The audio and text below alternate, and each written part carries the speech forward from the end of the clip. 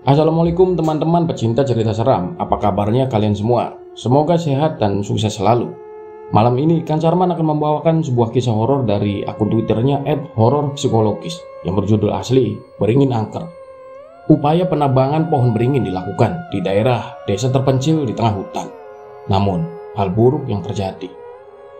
Sebelum masuk ke cerita selengkapnya, buat kalian, jangan pernah dengarkan cerita ini sendirian karena terkadang mereka datang dan ikut mendengarkan. Desa Karangjati terletak jauh di hiruk pikuk kota, dikelilingi oleh hutan lebat dan sungai yang tenang. Di tengah-tengah desa berdiri sebuah pohon beringin tua yang sangat besar. Pohon itu telah ada selama yang bisa diingat oleh penduduk desa. Lebih tua dari rumah-rumah mereka, bahkan lebih tua dari makam-makam leluhur mereka. Akar-akarnya menjalar jauh, mencengkeram tanah desa, seakan-akan menancap begitu dalam hingga ke pusat bumi. Pohon itu bukan sekedar pohon biasa. Bagi warga Karangjati, pohon itu adalah lambang perlindungan dan sejarah panjang desa. Namun, akhir-akhir ini pohon itu menjadi masalah besar bagi penduduk. Akar-akarnya mulai merusak pondasi rumah-rumah, menjalar tanpa kendali hingga menembus dinding-dinding tanah. Angin kencang sering membuat ranting-rantingnya patah dan jatuh, menimpa apa saja yang berada di bawahnya. Para petani desa mulai resah karena ladang mereka sering tertutup oleh bayang-bayang pohon itu, membuat tanaman sulit tumbuh. Di balai desa, suasana mulai tegang. Kepala desa, Pak Dharma, berdiri di depan kumpulan warga yang datang dengan keluhan mereka. Meja panjang di tengah balai penuh dengan catatan dan laporan kerusakan. Pak Dharma, kita tidak bisa terus seperti ini, protes Pak Warto, seorang petani yang rumahnya paling dekat dengan pohon itu. Atap rumah saya sudah bocor karena cabang pohon itu jatuh minggu lalu. Kalau tidak segera ditebang, kita bisa kehilangan rumah. Pak Dharma mengangguk, wajahnya penuh kerut kecemasan. Aku mengerti Pak Warto, kita semua sudah merasakan dampak dari pohon itu. Tapi ia melirik ke arah Pak Salim, tetua desa yang duduk di sudut ruangan. Kita tidak bisa sembarangan. Pohon itu bukan sembarangan pohon. Bukan sembarangan pohon. Ibu Sari, salah satu warga, menimpali dengan nada bingung. Pak, pohon itu hampir bikin anak saya celaka kemarin. Dahan besar hampir jatuh di halaman. Apa gunanya mempertahankan sesuatu yang sudah membahayakan kita? Pak Salim menghela napas panjang, lalu berdiri dengan perlahan. Pohon itu, suaranya bergetar sedikit, adalah bagian dari sejarah desa ini. Sejak kecil kakekku sudah mengingatkan bahwa pohon itu harus dihormati. Pohon beringin besar itu adalah pelindung desa kita. Dulu, saat desa lain diserang oleh para penjajah, desa ini tetap aman. Pohon itu dipercaya sebagai alasan kenapa desa kita selamat. Warga lainnya mulai berbisik-bisik. Sebagian tidak setuju dengan pandangan Pak Salim. Tapi kita hidup di zaman modern, Pak Salim, sahut Pak Warto lagi, kali ini lebih emosional. Kita tidak bisa terus-terusan percaya sama hal-hal mistis. Kalau pohon itu menyebabkan bencana, kita harus menyingkirkannya. Pak Dharma terdiam sesaat, matanya menatap penduduk yang resah. Ia mengerti bahwa situasi ini tidak bisa dibiarkan berlarut-larut. Baik, kita akan cari solusinya, katanya akhirnya. Aku akan memanggil penebang dari desa tetangga untuk menebang pohon itu besok. Tapi kita juga harus tetap menghormati adat dan kepercayaan lama. Mungkin setelah pohon itu ditebang, kita akan lakukan upacara kecil untuk mencegah hal-hal yang tidak diinginkan. Pak Salim tampak ragu, namun dia tidak mengatakan apa-apa lagi. Warga akhirnya menyetujui rencana kepala desa, meski ada ketidaknyamanan yang terasa di udara. Ketika balai desa mulai sepi, Pak Salim mendekati Pak Dharma. Dharma, katanya pelan, kamu tahu ini bukan keputusan yang mudah. Pohon itu ada sesuatu yang lebih dari sekedar akar dan dahan. Pak Dharma menatap wajah tua tetua desa itu, mencoba memahami maksud di balik kata-katanya. Maksudnya apa, Pak? Pak Salim menatap ke arah jendela, keluar balai desa di mana pohon beringin itu berdiri kokoh. Pohon itu dulu ada perjanjian yang dibuat. Leluhur kita berjanji pada roh penjaga hutan. Pohon beringin itu bukan sekedar pohon. Itu adalah penjaga. Jika ditebang, Aku takut kita akan membangunkan sesuatu yang lebih buruk daripada kerusakan yang sekarang kita alami. Pak Dharma menghela napas. Ia menghormati Pak Salim dan cerita-cerita tua. Tetapi saat ini ia merasa bahwa logika lebih diperlukan daripada kepercayaan lama. Pak Salim, aku mengerti kekhawatiranmu. Tapi kita harus melakukan ini. Desa kita tidak bisa terus menderita. Pak Salim tidak menjawab. Hanya menatap pohon itu dari kejauhan. Matanya dipenuhi kecemasan yang mendalam. Malam itu, angin bertiup kencang. Hasan, seorang pemuda desa, keluar dari rumahnya yang terletak di dekat balai desa. Ia mendengar sesuatu bunyi aneh, seperti desahan berat dari arah pohon beringin besar. Hasan menatap ke arah pohon itu. Dahan-dahan besar beringin itu tampak berayun perlahan, meski angin tidak cukup untuk menggerakkan cabangnya yang besar. Dia merinding, namun rasa penasaran membuatnya berjalan mendekat. Saat Hasan mendekati pohon, kakinya seolah tersangkut pada sesuatu akar pohon itu, tampak mencengkeram tanah dengan begitu kuat. Seakan ingin menahan sesuatu di dalam bumi. Dia menatap batang pohon yang besar dan kokoh, lalu menyentuh kulit kayunya yang kasar. Kulit kayu itu terasa dingin, jauh lebih dingin dari seharusnya. Di tengah ketenangan malam, tiba-tiba terdengar suara berbisik dari dedaunan. Suara yang seolah-olah berasal dari pohon itu sendiri. Jangan tebang aku. Hasan tersentak mundur. Suara itu begitu lirih, seperti angin yang berhembus, namun jelas terdengar di telinganya. Dengan jantung berdebar kencang, ia berlari kembali ke rumahnya, membiarkan pohon beringin tua itu berdiri sendirian, dikelilingi oleh bayang-bayang malam. Keesokan harinya, penebangan pohon akan dimulai, tapi tidak ada yang tahu bahwa malam itu, pohon beringin besar Karangjati telah memberikan peringatan. Hari penebangan pohon tiba, matahari baru saja terbit, dan langit di atas desa Karangjati berwarna keemasan. Namun, suasana di sekitar pohon beringin tua yang akan ditebang terasa dingin dan penuh ketegangan. Penduduk desa berkumpul di sekitar balai desa. Wajah mereka penuh kekhawatiran. Mereka datang bukan hanya menyaksikan pohon itu ditebang, tapi juga untuk memastikan bahwa keputusan ini adalah yang terbaik bagi mereka semua. Sudah siap Pak Dharma? Tanya Pak Warto sambil menatap pohon besar itu dengan ragu. Pak Dharma si kepala desa mengangguk pelan. Iya, kita tidak punya pilihan lain Pak Warto. Kalau pohon ini tidak ditebang, kerusakan yang ditimbulkannya bakal semakin parah. Di antara kerumunan, Pak Salim berdiri sedikit terpisah.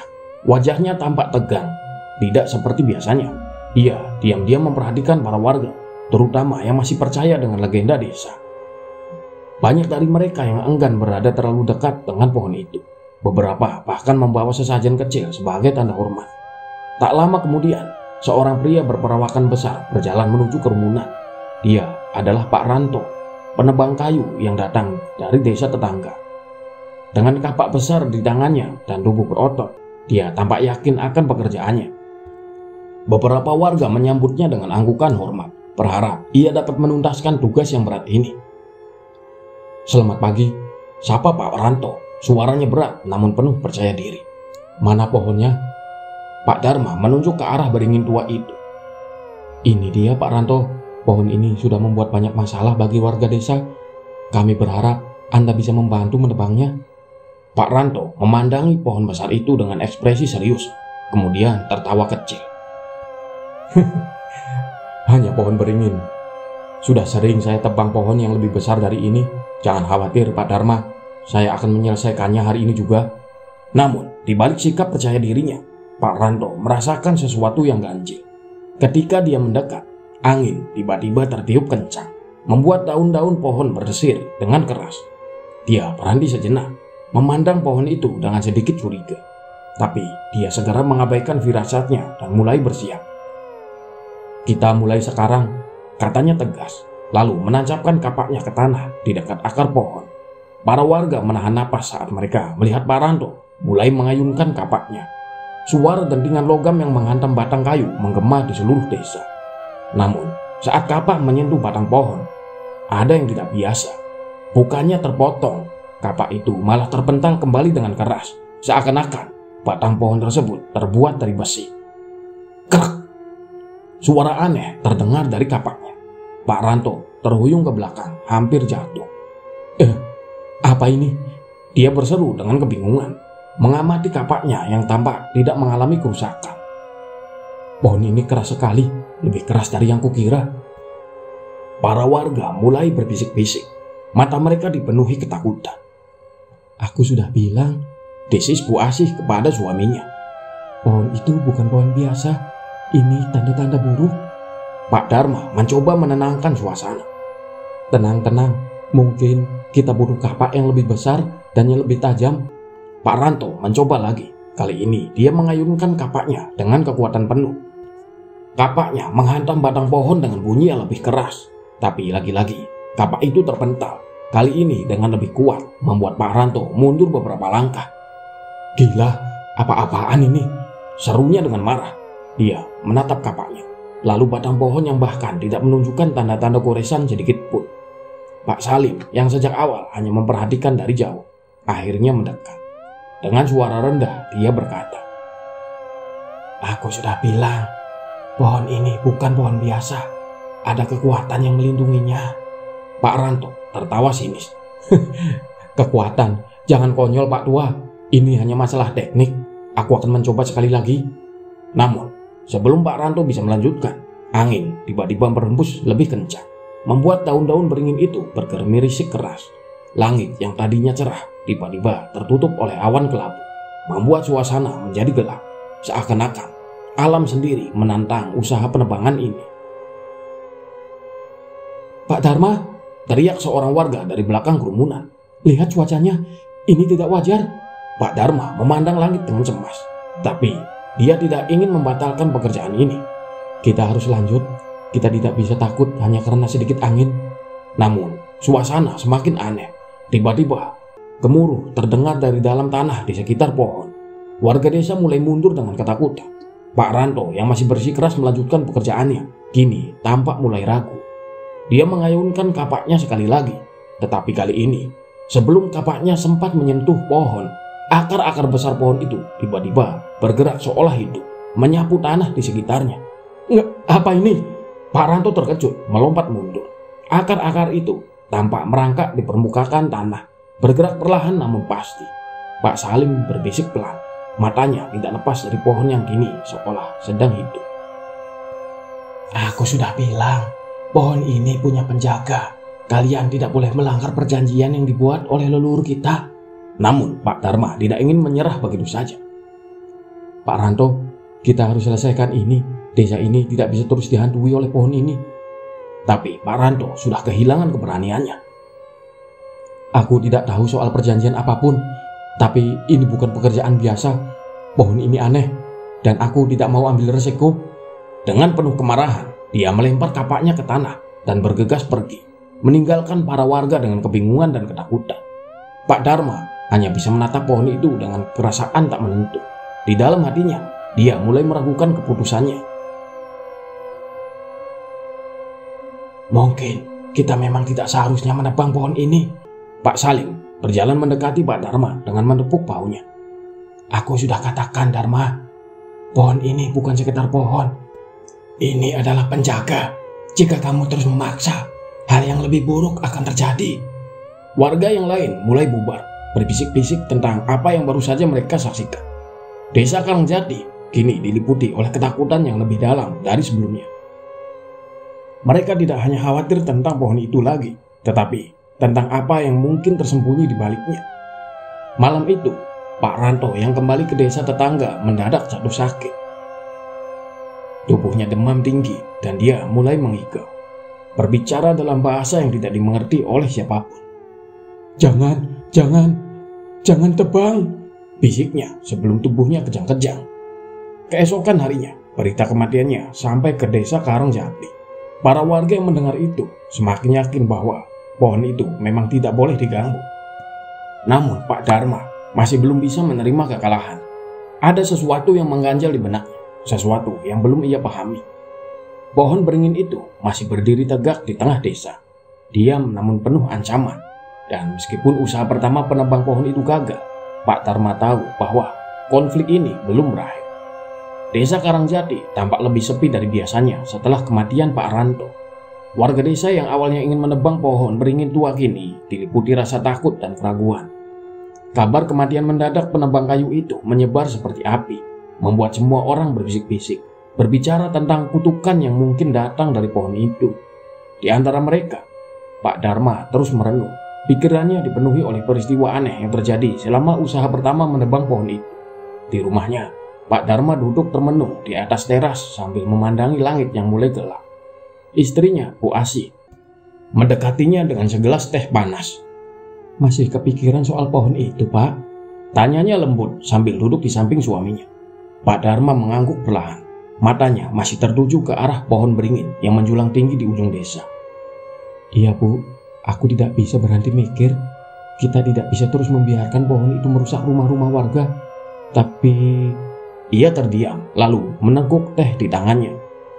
"Apa yang terjadi sama Pak Ranto tidak bisa kita abaikan begitu saja." Bu Asih menatap suaminya dengan cemas. "Mungkin apa yang dibilang Pak Salim benar, Pak. Pohon itu ada yang jaga. Mungkin kita memang tidak boleh mengganggu pohon itu." Pak Dharma mendesah berat. "Aku mengerti, Bu. Tapi aku kepala desa. Kalau aku tidak ambil tindakan, warga bakal terus dirugikan, Bu.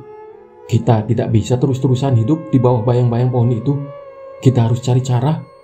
Tiba-tiba terdengar suara langkah kaki mendekat. Pak Salim, tetua desa, muncul dari kegelapan. Wajahnya tampak lebih tua dari biasanya. "Dharma," sapa Pak Salim dengan nada rendah. "Aku ingin bicara." Pak Dharma mempersilahkan Pak Salim duduk. "Apa yang ingin kamu bicarakan, Pak Salim?" Pak Salim menghela napas panjang sebelum mulai berbicara.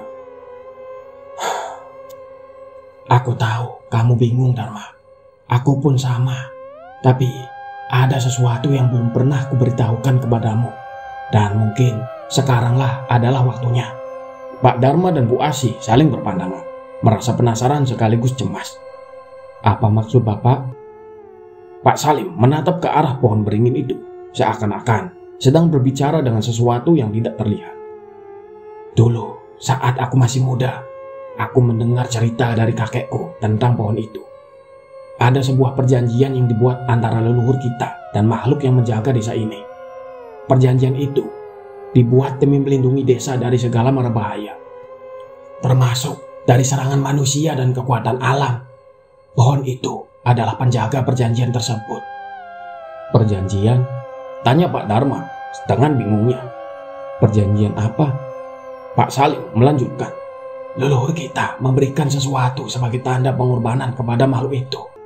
Sebagai gantinya, desa ini akan dilindungi. Tapi ada satu syarat. Pohon beringin itu tidak boleh ditebang atau diganggu. Jika kita melanggar perjanjian itu, maka kutukan akan turun. Bukan hanya kepada pohon itu, tapi juga pada seluruh desa." Pak Dharma termenung, pikirannya berkecamuk. "Jadi maksudmu kematian Pak Ranto adalah akibat dari pelanggaran perjanjian itu?" Pak Salim mengangguk pelan. "Aku percaya begitu, Dharma. Tapi yang lebih mengerikan, ini baru permulaan. Jika kita tidak melakukan sesuatu untuk menenangkan makhluk penjaga itu, desa kita akan semakin terancam." Bu Asih yang mendengar dengan penuh kecemasan akhirnya angkat bicara. "Lalu apa yang harus kita lakukan, Pak Salim? Apa masih ada cara untuk menghentikan semua ini?" Pak Salim menggeleng pelan. "Aku tidak tahu pasti, tapi yang jelas kita tidak bisa menebang pohon itu begitu saja. Kita harus mencari cara lain. Mungkin ada upacara atau ritual yang bisa menenangkan makhluk penjaga itu." Pak Dharma menghela napas panjang, merasa semakin bingung. "Kalau begitu, kita perlu bicara dengan semua warga. Aku akan adakan pertemuan malam ini. Kita harus mencari jalan keluar bersama." Malam itu, warga desa berkumpul di balai desa. Wajah-wajah mereka dipenuhi kecemasan dan ketakutan. Beberapa dari mereka membawa sesajen kecil, berharap itu bisa membantu menenangkan makhluk yang dipercaya menjaga pohon beringin besar di tengah desa. Pak Dharma berdiri di depan mereka, dan dengan Pak Salim di sampingnya, ia memulai pertemuan dengan suara berat. "Saudara-saudara, kita semua tahu apa yang terjadi beberapa hari lalu. Usaha kita menebang pohon beringin tua itu gagal. dan kita kehilangan Pak Ratno. Ada banyak ketakutan dan kebingungan di antara kita, dan aku tahu ini bukan situasi yang mudah. Betul, seru salah satu warga, Pak Warto, yang terlihat gelisah. Tapi kita tidak bisa terus membiarkan pohon itu mengancam rumah-rumah kita, Pak. Akar-akarnya semakin parah. Dan aku dengar dari istri Pak Ranto kalau dia sempat bilang pohon itu seakan-akan hidup. Pak Salim melangkah maju, menenangkan warga yang mulai ribut. Tenang, tenang saudara-saudara. Pohon itu memang punya sejarah panjang di desa kita. Dulu, leluhur kita membuat perjanjian dengan makhluk penjaga pohon itu. Pohon itu bukan sekedar tumbuhan biasa. Jika kita menebangnya tanpa menghormati perjanjian itu, kita semua bisa terkena kutukan. Warga mulai saling berpandangan, ketakutan mulai merayapi mereka. Kalau begitu, apa yang harus kita lakukan, Pak Salim? Tanya Bu Sari, suaranya bergetar. Kami tidak bisa terus hidup di bawah ancaman kutukan itu. Bagaimana kalau makhluk itu menyerang kita semua? Pak Dharma menatap Pak Salim, berharap ada solusi yang bisa mereka tawarkan kepada mereka. Namun, sebelum Pak Salim sempat bicara, seorang pemuda bernama Hasan yang selama ini hanya diam di pojok ruangan tiba-tiba bersuara. Aku dengar cerita dari almarhum kakekku. Katanya dulu makhluk penjaga itu menerima pengorbanan dari manusia. Apakah kita harus melakukan pengorbanan lagi? Ruangan mendadak hening. Semua orang menatap Hasan dengan tatapan tidak percaya. Pengorbanan manusia? Gumam salah satu warga dengan wajah pucat. Apa kamu serius, Hasan? Hasan menunduk, merasa ragu dengan kata-katanya sendiri. Namun ia melanjutkan. Aku tidak tahu pasti, tapi kakekku bilang dulu ada seorang perempuan dari desa yang menghilang. Kakek bilang dia dijadikan pengorbanan untuk menjaga keselamatan desa. Suasana menjadi tegang dan Pak Salim terdiam sejenak sebelum akhirnya berkata, itu memang cerita yang pernah ku dengar juga. Tapi saat ini kita belum tahu pasti apakah pengorbanan itu benar-benar dibutuhkan. Pak Dharma merasa semakin terdesak. Pengorbanan bukanlah solusi yang bisa kita terima begitu saja. Kita harus mencari cara lain.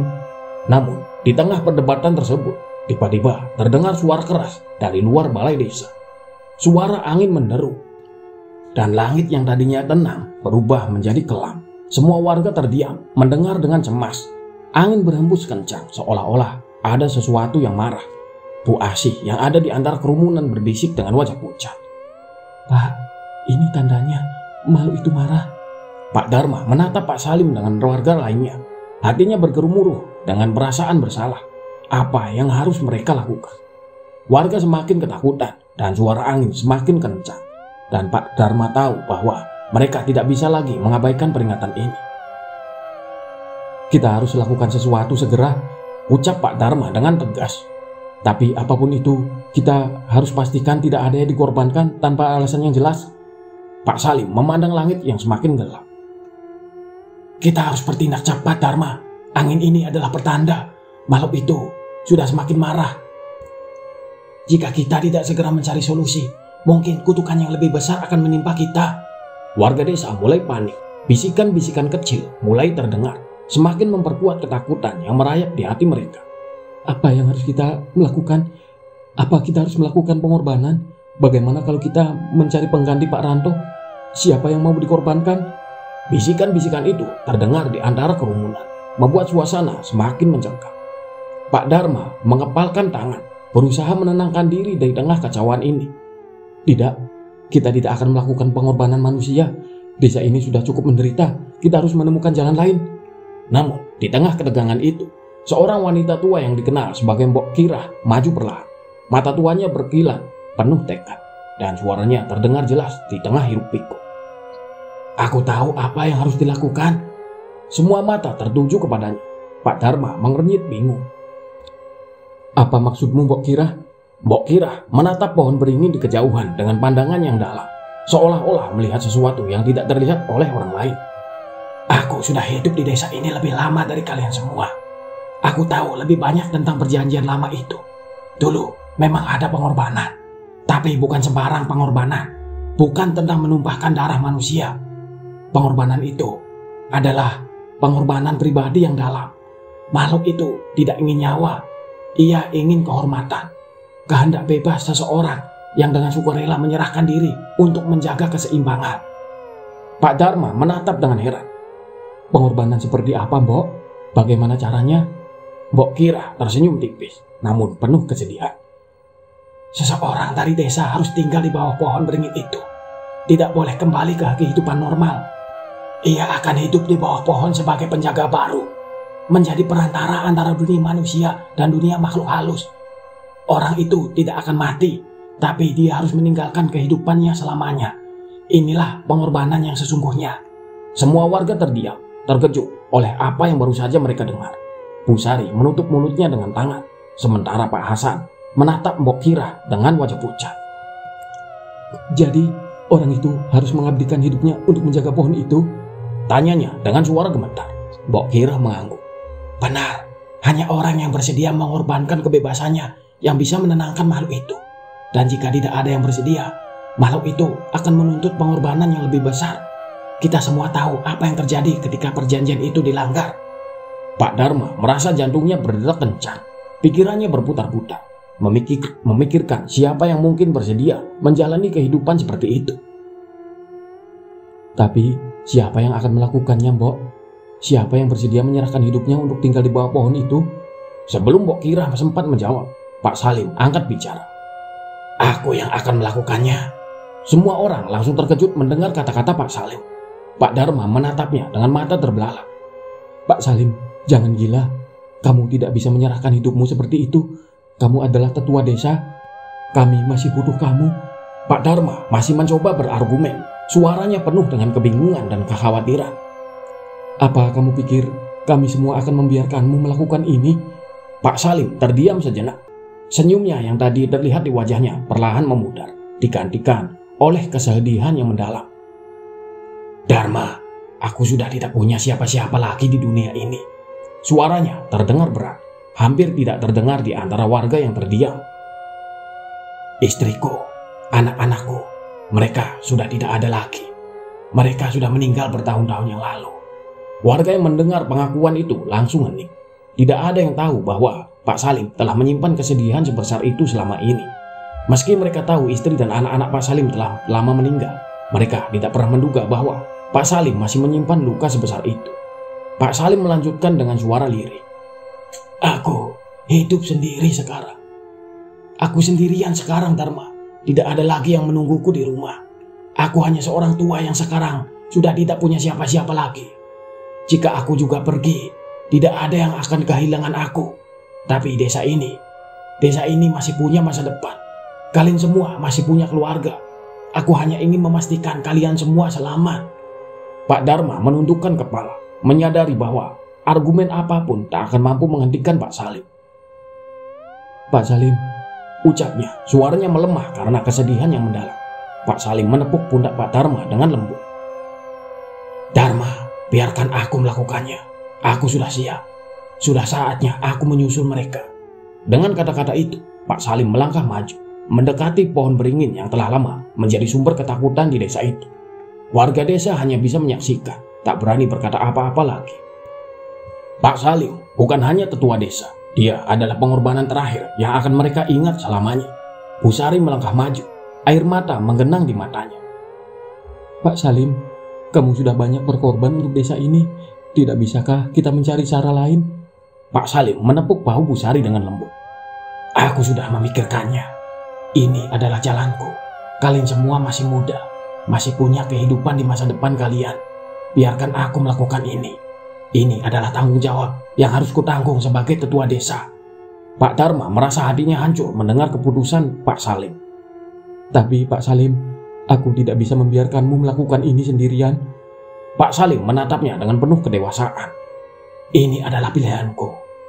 Ini adalah pilihanku, Dharma, dan aku sudah siap menerimanya. Keesokan harinya, warga desa berkumpul di sekitar pohon beringin besar. Pak Salim dengan pakaian sederhana berdiri di depan pohon itu, ditemani oleh Pak Dharma dan beberapa warga lainnya. Semua orang tampak tegang, seolah-olah mereka tidak percaya apa yang akan terjadi. Pak Salim memandang pohon itu dengan tenang, kemudian berbalik menghadap warga desa. Mulai hari ini, aku akan tinggal di sini, menjaga pohon ini seperti yang sudah dilakukan leluhur kita. Jangan takut, ini adalah takdirku, dan aku melakukannya dengan penuh kesadaran. Warga desa menundukkan kepala mereka sebagai tanda hormat, sementara Pak Dharma hanya bisa berdiri dengan hati berat. Terima kasih Pak Salim, kami tidak akan pernah melupakan pengorbananmu. Pak Salim tersenyum lembut, lalu tanpa ragu melangkah ke bawah pohon beringin itu. Akar-akar pohon tampak bergerak sedikit, seolah-olah menyambut kehadirannya. Tanpa kata-kata lebih lanjut, ia duduk di dekat pangkal pohon, di bawah naungan daun-daun raksasa. Waktu seolah berhenti saat ia menutup matanya, merasakan ketenangan yang aneh merasap ke dalam dirinya. Angin yang tadinya berhembus kencang, perlahan-lahan mulai mereda, dan awan gelap di langit mulai memudar. Suasana di desa menjadi tenang, seolah-olah makhluk yang menjaga pohon itu telah puas dengan pengorbanan yang diberikan. Pak Dharma berdiri dengan perasaan campur aduk. Di satu sisi, desa Karangjati kini selamat dari kutukan yang mengancam. Namun di sisi lain, mereka telah kehilangan seorang tetua yang bijak. Pengorbanan Pak Salim akan dikenang selamanya, dan pohon beringin itu akan tetap berdiri sebagai simbol dari perjanjian lama yang telah didegakkan kembali.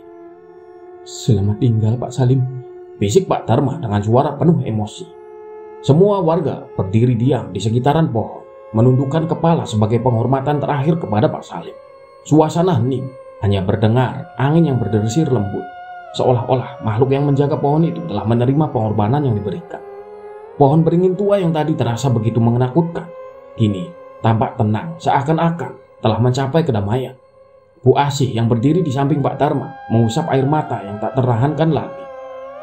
Pak Salim benar-benar orang yang luar biasa, ucapnya pelan. Pak Dharma mengangguk tanpa berkata apa-apa.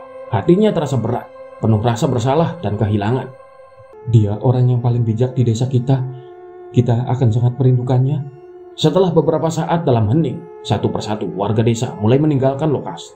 Mereka berjalan perlahan, masih terpengaruh oleh kejadian yang baru saja mereka saksikan. Namun, meskipun duka menyelimuti, mereka juga merasakan semacam ketenangan yang baru. Desa Karangjati untuk sementara telah selamat dari ancaman kutukan. Pak Dharma berdiri sendirian di depan pohon beringin, memandangi Pak Salim yang kini sudah duduk tenang di bawahnya. Sosok tua itu tampak damai, seolah-olah menerima takdirnya dengan sepenuh hati. Namun, di balik ketenangan itu, Pak Dharma tahu bahwa desa ini telah kehilangan seseorang yang sangat penting. Aku akan memastikan pengorbananmu tidak sia-sia, Pak Salim, bisik Pak Dharma pelan. Aku akan menjaga desa ini seperti yang selalu kamu lakukan. Ia menarik napas panjang, lalu berbalik pergi meninggalkan Pak Salim sendirian di bawah pohon. Meski hatinya terasa berat, Pak Dharma tahu bahwa ini adalah keputusan yang benar. Desa Karangjati telah kembali aman, setidaknya untuk saat ini.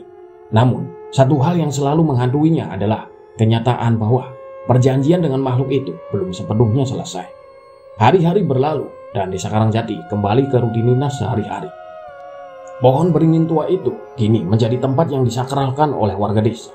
Tidak ada yang berani mendekat, kecuali sesekali mereka datang untuk meletakkan sesajen dan bunga sebagai tanda hormat kepada Pak Salim yang kini dianggap sebagai penjaga baru. Namun, di balik ketenangan itu, ada sesuatu yang mengganjal di hati Pak Dharma. Setiap kali ia melewati pohon itu, ia merasa seolah-olah ada yang memanggilnya. Sebuah suara yang nyaris tidak terdengar, namun begitu jelas dalam pikirannya. Suara itu datang dari pohon beringin. Suatu malam, ketika bulan purnama bersinar terang di atas desa, Pak Dharma tidak bisa lagi menahan diri.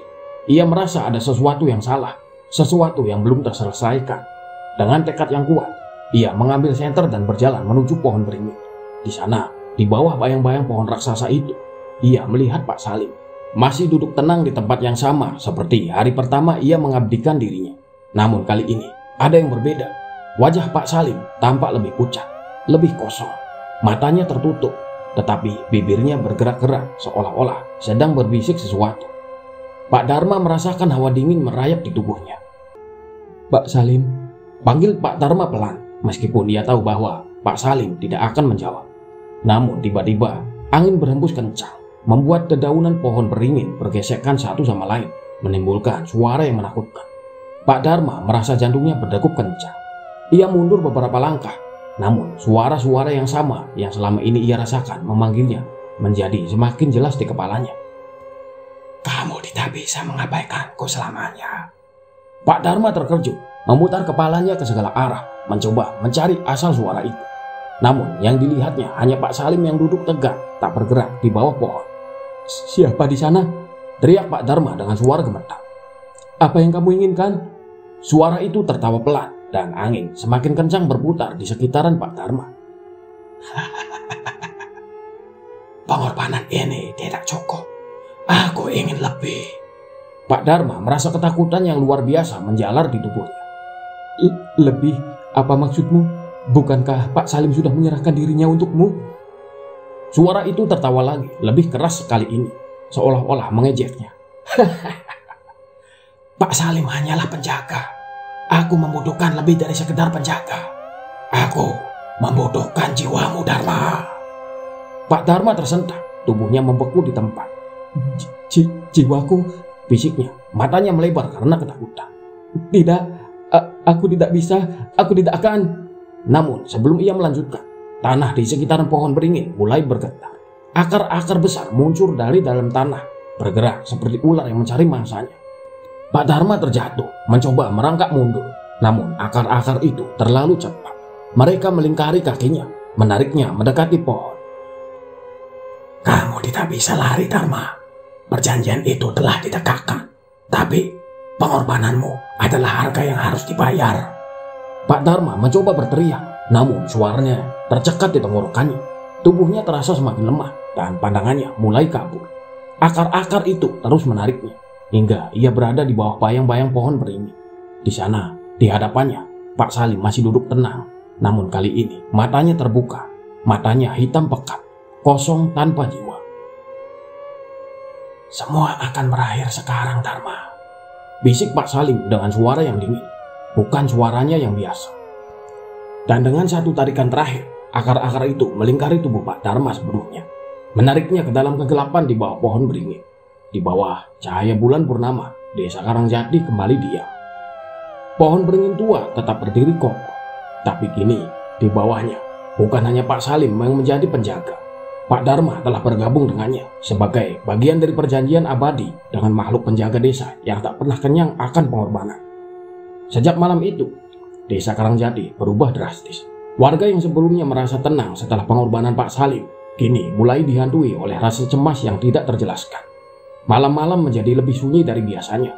Namun ada sesuatu di balik kesunyian itu, seperti suara halus yang berbisik dari arah pohon beringin. Beberapa warga mengaku mendengar langkah kaki di malam hari, dan beberapa lainnya bersumpah melihat sosok bayangan di bawah pohon, meskipun tak ada yang berani mendekat untuk memastikan. Pak Dharma yang dulu selalu menjadi penengah dalam setiap masalah desa, kini tak lagi terlihat. Warga mulai bertanya-tanya kemana ia pergi, tetapi tak ada yang tahu jawabannya.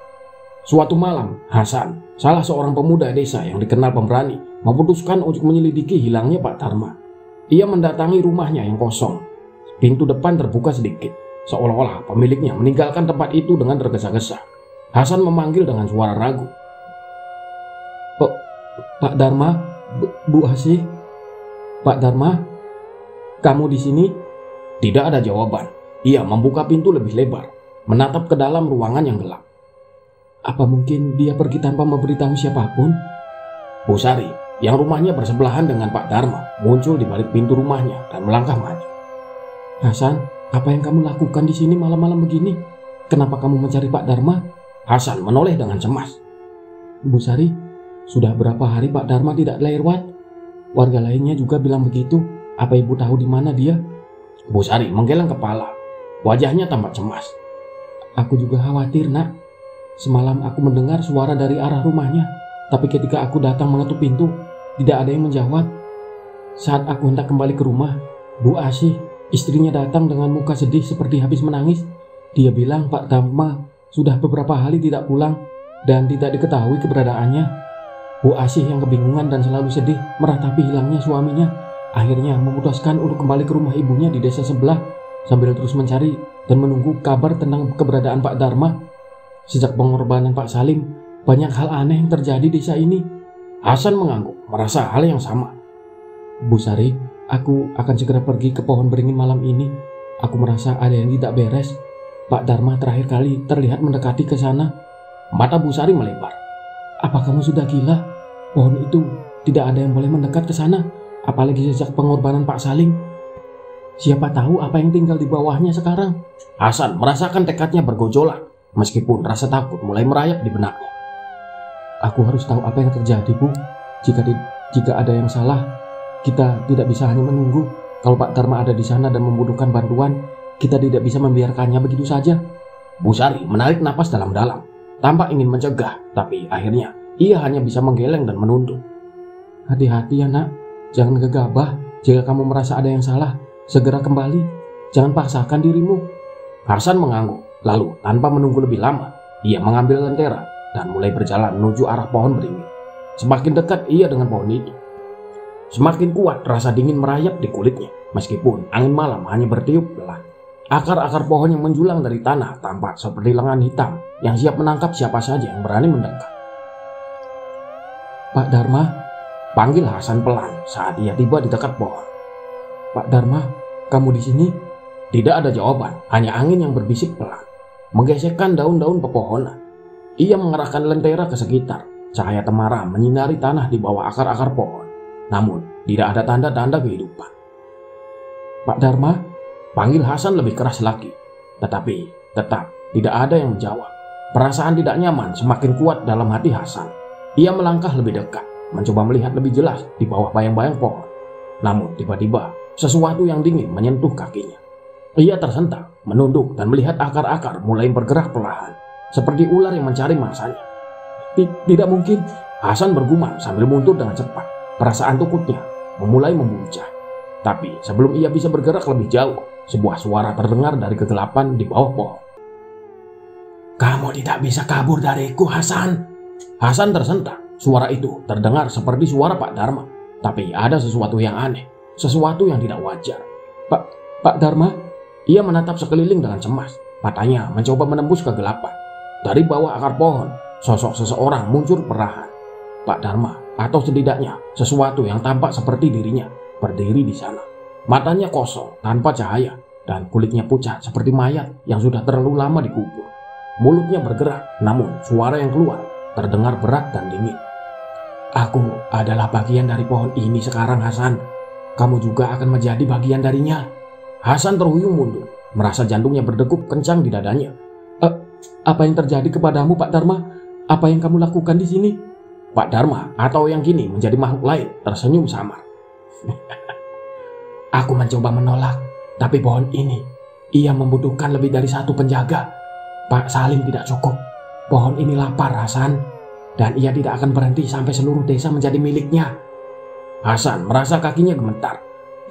Tidak mungkin, kamu tidak mungkin mengatakan hal ini. Tidak mungkin, Pak Dharma. Kamu tidak bisa membiarkan pohon ini mengendalikanmu. Sosok itu melangkah lebih dekat, dan akar-akar pohon mulai melingkari tanah di sekitaran Hasan. Kamu pikir bisa lari, Hasan? Desa ini sudah terikat oleh pohon ini sejak lama. Kamu hanya belum mengetahuinya. Hasan menelan ludah. Tangannya gemetar saat mencoba mengangkat lentera lebih tinggi. Aku tidak akan membiarkan pohon ini mengambil lebih banyak korban. Aku akan menghentikan ini. Namun sebelum Hasan bisa bergerak, akar-akar pohon bergerak dengan cepat, melilit kakinya dan menariknya ke tanah. Hasan berteriak, mencoba melepaskan diri. Tapi cengkeraman akar-akar itu terlalu kuat. Ia merasakan sesuatu yang dingin menyusup ke kulitnya, seperti tangan-tangan yang tak terlihat yang menariknya semakin dalam. Pak Dharma, atau makhluk yang mengaku sebagai dirinya, hanya berdiri diam menyaksikan dengan senyum dingin. Kamu sudah terlambat, Hasan. Tidak ada yang bisa menghentikan pohon ini. Kami semua akan menjadi bagiannya satu persatu. Hasan meronta, mencoba melawan, tapi akar-akar itu semakin erat mencengkeramnya. Tanah di sekitarnya mulai retak, dan kegelapan yang tak terduga mulai menyelimutinya. Hasan mencoba berteriak sekali lagi, tapi suaranya tenggelam dalam angin malam yang dingin. Di kejauhan, lentera kecil yang dibawa Hasan tergeletak di tanah.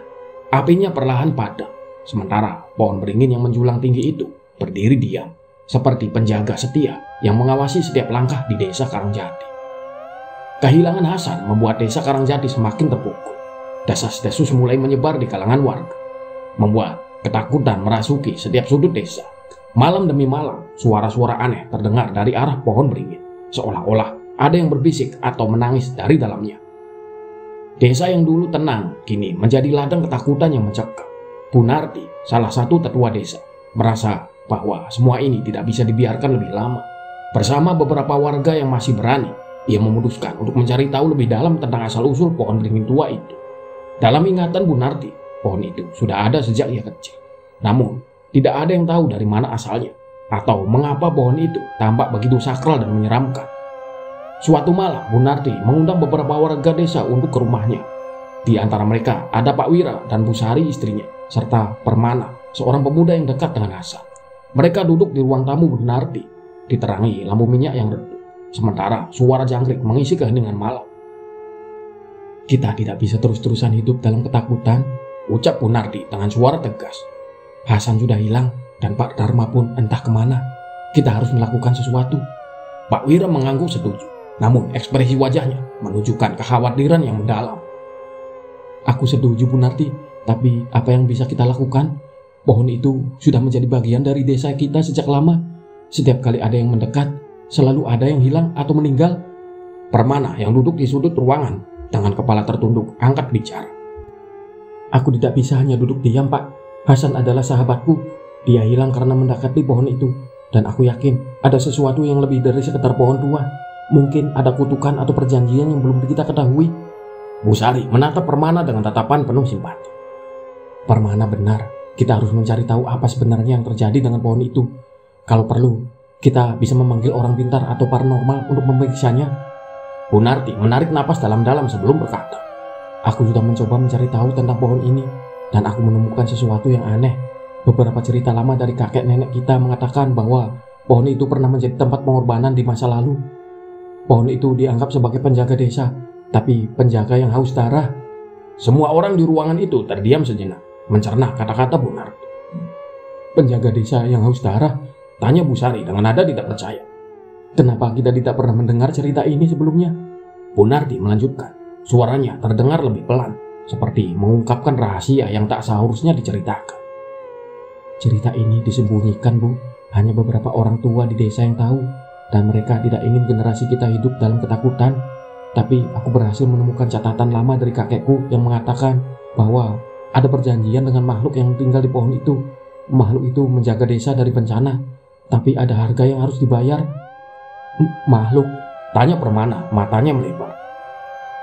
"Jadi benar, pohon itu bukan sekedar pohon tua biasa?" Bu Narti mengangguk. "Benar, pohon itu lebih dari sekedar pohon. Di dalamnya bersemayam roh kuno yang dulunya disembah oleh nenek moyang kita. Mereka percaya bahwa roh itu akan melindungi desa, tapi sebagai gantinya, ia meminta pengorbanan secara berkala, pengorbanan jiwa manusia." Pak Wira yang tadi diam kini angkat bicara dengan suara berat. "Kalau itu benar, berarti perjanjian itu belum berakhir. Pak Salim dan Pak Dharma, mungkin mereka adalah bagian dari pengorbanan itu. Dan Hasan," Permana menambahkan, wajahnya pucat. "Iya," kata Bu Narti dengan suara serak. "Mungkin Hasan juga menjadi korban dari perjanjian itu. Tapi perjanjian ini harus dihentikan. Kita tidak bisa terus-menerus membiarkan makhluk itu menghabisi nyawa kita." Pak Wira yang biasanya tenang tampak lebih tegas kali ini. "Kalau begitu, kita harus menghancurkan pohon itu. Kita harus membebaskan desa dari kutukan itu. Sekalipun itu berarti melawan roh yang ada di dalamnya." Namun, Bu Sari segera memotong dengan nada cemas. "Tapi kita tidak tahu apa yang akan terjadi jika kita menghancurkan pohon itu. Bagaimana jika roh itu menjadi marah? Bagaimana jika kutukan itu malah semakin kuat?" Bu Narti memandang mereka dengan mata penuh keteguhan. "Kita tidak punya pilihan lain. Jika kita tidak bertindak, desa ini akan terus kehilangan warganya satu persatu. Kita harus mencoba, meskipun resikonya besar." Setelah diskusi panjang, mereka sepakat untuk bertindak. Permana yang memiliki hubungan emosional dengan Hasan bersikeras untuk ikut serta. Bu Narti memutuskan bahwa malam itu mereka akan mendekati pohon beringin dan mencari tahu apakah ada cara untuk menghentikan perjanjian tersebut. Malam semakin larut ketika mereka berkumpul di sekitaran pohon beringin. Cahaya bulan yang pucat menembus sela-sela daun, menciptakan bayangan aneh di tanah. Suasana begitu hening, seolah-olah seluruh desa menahan napas. "Ini dia," bisik Bu Narti sambil menatap pohon besar itu. "Kita harus berhati-hati." Permana melangkah maju dengan lentera di tangannya. "Kalau benar ada roh di dalam pohon ini, kita harus menemukan cara untuk berkomunikasi dengannya atau menghancurkan perjanjian itu." Namun, saat mereka mendekat, suara berdesir terdengar dari dalam pohon. Akar-akar besar mulai bergerak perlahan, seperti ular yang baru terbangun dari tidur panjangnya. Mereka terhuyung mundur, terkejut dengan apa yang mereka lihat. Bu Narti, ini tidak mungkin. Pak Wira dengan suara bergetar. Akar-akar ini hidup. Bu Narti tetap tenang meskipun jantungnya berdegup kencang. Tetap tenang, kita harus berani. Pohon ini tidak akan bisa menghentikan kita jika kita bersatu. Namun sebelum mereka bisa melangkah lebih jauh, sebuah suara berat terdengar dari arah pohon. Suara yang dalam dan serak, seolah-olah datang dari kedalaman bumi itu sendiri. Siapa yang berani mengusik perjanjian lama?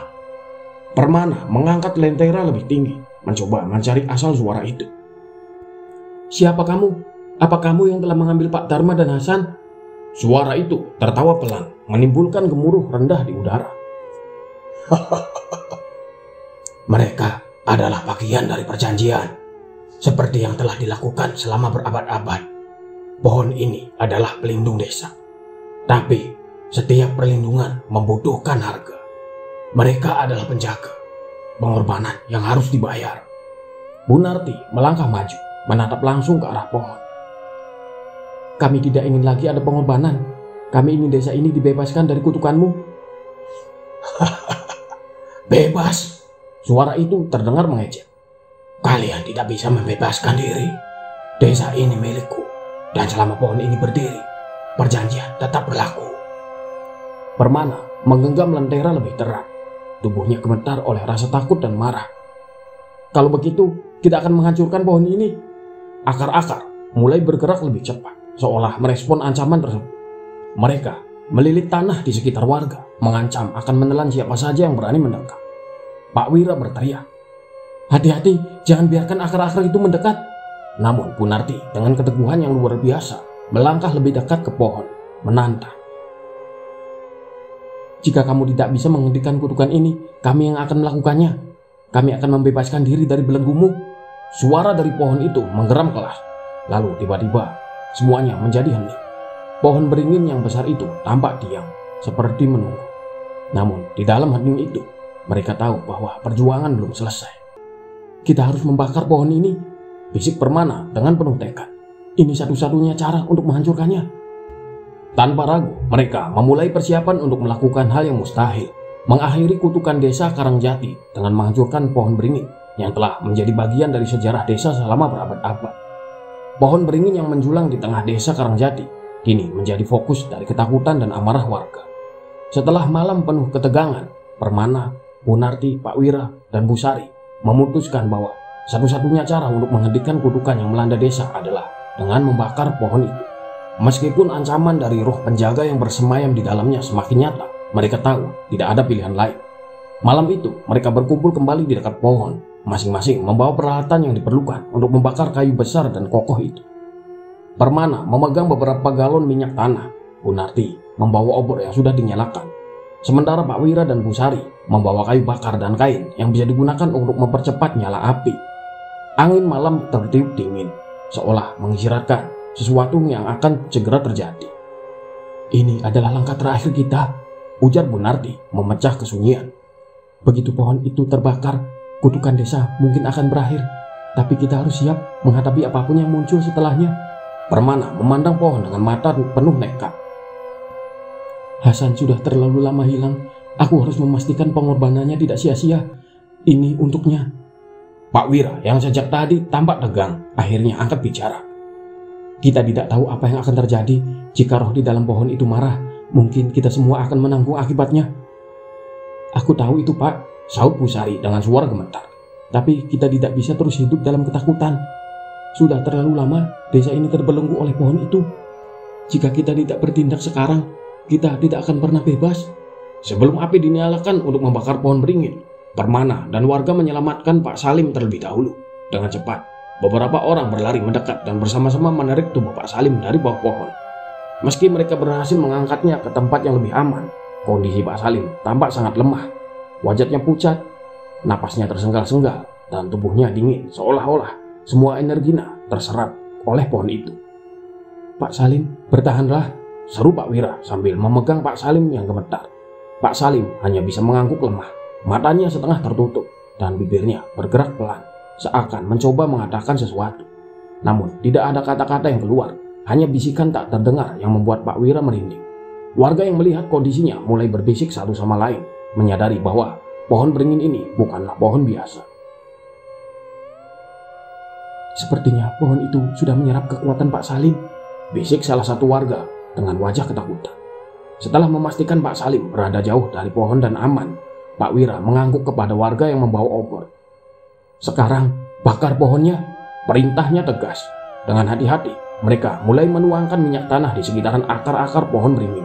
Akar-akar itu tampak bergerak perlahan, seolah-olah merasakan ancaman yang akan datang. Suara bisikan aneh mulai terdengar dari dalam pohon, namun mereka tetap fokus pada tujuan mereka. Punarti yang memegang obor berdiri di depan pohon, menatapnya dengan tatapan penuh nekat. "Ini untuk desa kita, untuk setiap warga yang hilang karena pohon ini." Ia lalu menjatuhkan obor yang menyala ke arah minyak tanah yang telah dituangkan di sekitaran akar pohon. Api langsung berkobar, menyebar cepat di sekitaran batang pohon beringin yang besar. Nyala api itu menyala terang, menerangi kegelapan malam, dan suara letupan kayu terbakar mengisi udara. Api menjalar ke batang pohon, semakin besar dan semakin panas. Sementara api mulai berkobar, Pak Salim hanya bisa terbaring di tanah, merasakan sisa-sisa kekuatan hidupnya yang hampir habis. Namun tiba-tiba saat api mulai membesar, sebuah raungan keras menggema di seluruh desa. Suara itu begitu dalam dan menakutkan, seolah-olah keluar dari dalam bumi itu sendiri. Warga yang sebelumnya bersembunyi dari rumah masing-masing kini keluar, menyaksikan pohon yang terbakar dan wajah penuh ketakutan. Ini suara roh penjaga itu," teriak Bu Sari, wajahnya pucat. Akar-akar pohon yang semula bergerak perlahan, kini mulai melilit lebih cepat, seolah mencoba melawan api yang membakar tubuh. Mereka mencoba mencengkeram tanah di sekitaran pohon, tetapi nyala api terlalu besar untuk dihentikan. Batang pohon yang kokoh mulai retak, dan dari dalam retakan itu keluar cahaya merah yang menyilaukan, seperti bara api yang disembunyikan selama berabad-abad. "Cepat mundur," teriak Permana sambil menarik Bu Sari yang hampir terlalu dekat dengan akar-akar yang melilit tanah. Punarti menatap pohon dengan tatapan penuh ketakutan, namun juga kepuasan. "Kita berhasil, pohon ini tidak akan bertahan lama lagi."